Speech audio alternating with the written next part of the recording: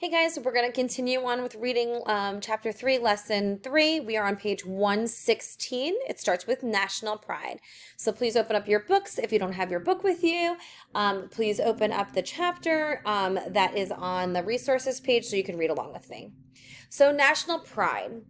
Americans are proud of their nation, their people, and their government. This pride and support is called patriotism. We celebrate this pride each Independence Day.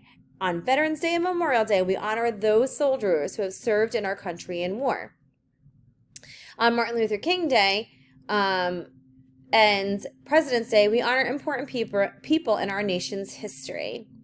Americans have symbols to display their pride. Symbols are images, designs, or things that stand for ideas. So for a second, let's just think about this, right? If I showed you golden arches, you would say that's McDonald's.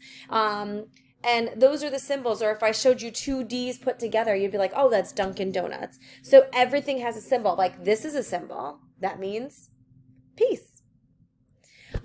This means I'm ready to go. So those are all symbols. For example, the American flag is a symbol of our nation. Has 50 stars and 13 stripes. The stars stand for today's 50 states, and the stripes stand for the country's original 13 states. The Great Seal of the United States appears on the $1 bill. The motto or saying of this symbol is E pluribus unum, which is Latin for out of many, one.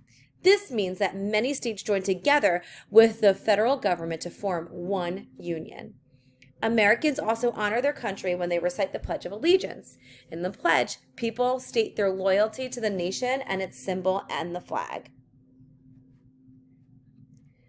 States have symbols too. There are state flags and seals, which are official symbols. Many states have state animals. The ladybug is New York's insect. Pennsylvania has its own state toy, the slinky, which was invented in Pennsylvania. I would love to be there. State symbols may show up on official state papers, websites, and license plates. License plates often display the state's mottos or sayings as well.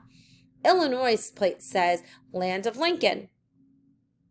This points out the state's pride in the famous president from Illinois.